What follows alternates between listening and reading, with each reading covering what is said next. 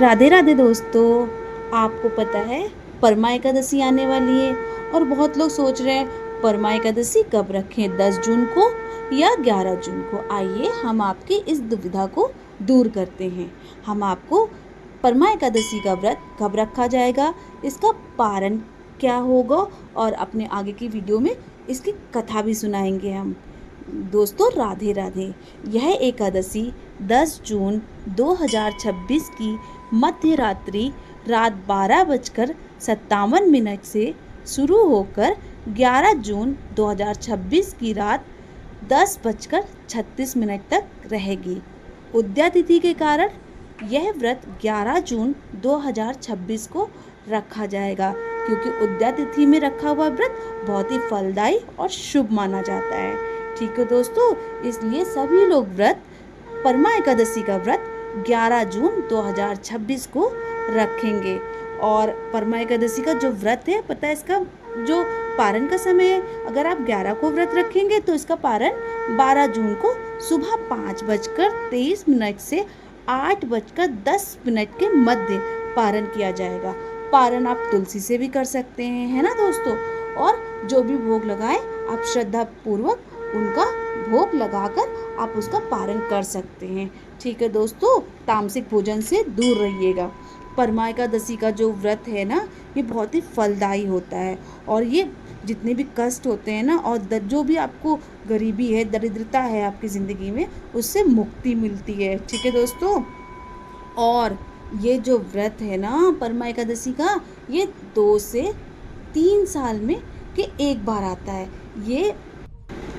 यह एकादशी कृष्ण पक्ष में मनाई जाती है और ये जब अधिक मास आता है, 2.5 साल से 3 साल के बीच में जब अधिक मास आता है, तब यह एकादशी मनाई जाती है। इसका व्रत तब रखा जाता है। ठीक है, ये पुरुषोत्तम मास में पड़ती है और ये महीना बहुत ही शुभ होता है। विष्णु भगवान के नाम होता है, कृष्ण भगवान का ध्यान करिए, राधा का जाप करिए। इस तरीके से आप व्रत करिए, आपके ज़िंदगी में जितने भी कष्ट हैं जीवन में, सब दूर करेंगे भगवान।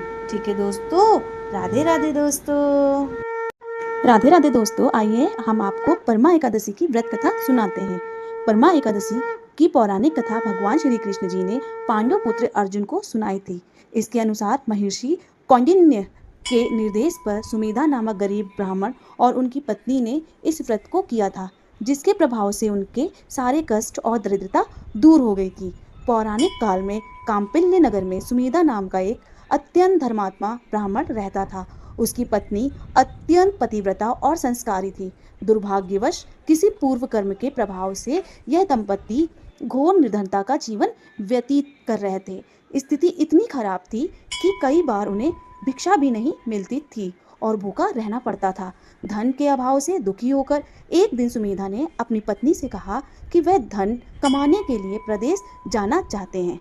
इस पर उनकी पत्नी ने बहुत ही समझदारी से जवाब दिया कि मनुष्य को इस जन्म में जो कुछ भी मिलता है वह उसके पूर्व जन्मों के कर्मों और भाग्य से ही प्राप्त होता है, इसलिए उन्हें धैर्य रखना चाहिए और सब प्रभु पर छोड़ देना चाहिए। पत्नी की बात सुनकर ब्राह्मण वहीं रुक गया। कुछ समय बाद उनके घर महर्षि कौंडिन्य पधारे। ब्राह्मण दंपति ने बड़े प्रेम और श्रद्धा से मुनि का स्वागत किया और उन्हें भोजन कराया। अपनी दरिद्रता मिटाने का उपाय पूछने पर मुनि ने उन्हें परमा एकादशी के व्रत के बारे में बताया और उसकी सारी विधि बताई।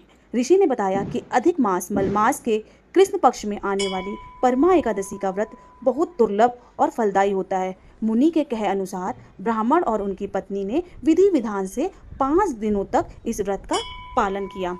व्रत के समापन पर भगवान की कृपा से ब्राह्मण की पत्नी ने एक राजकुमार को अपने घर आते देखा। ईश्वर की प्रेरणा से उस राजकुमार ने ब्राह्मण दंपति को रहने के लिए एक सुंदर घर और आजीविका के लिए एक पूरा गांव दान कर दिया। इस प्रकार इस व्रत के पुण्य प्रभाव से उनकी दरिद्रता सदा के लिए समाप्त हो गई और अंत में वे बैकुंठ धाम को प्राप्त हुए। इस व्रत को परमा इसलिए कहा जाता है क्योंकि यह सभी एकादशियों में सर्वोत्तम है। धर्म ग्रंथों में मान्यता है कि धन के देवता कुबेर और सत्यवादी राजा हरिश्चंद्र ने भी इस व्रत के प्रभाव से अपना खोया हुआ वैभव और राज्य पुनः प्राप्त किया था दोस्तों। इसीलिए यह जो एकादशी है दोस्तों, ये 2 से 3 साल में एक बार आती है। है ना दोस्तों। इसलिए बहुत ही ध्यान से ब्रह्म मुहूर्त में उठकर पूजा पाठ करना चाहिए और व्रत का पालन करना चाहिए, ठीक है दोस्तों। और भगवान का कीर्तन करना चाहिए रात में, ठीक है दोस्तों। यदि हमसे कोई गलती हुई है तो हमें क्षमा प्रदान करिएगा, ठीक है। हमारा सिर्फ यह उद्देश्य है कि जितनी भी एकादशी हैं उसकी सारी कथा आपको हम सुनाएं और आप सुनिए। इसीलिए राधे राधे बोलिए और कमेंट्स में भी राधे राधे लिखिए। जय श्री राधे।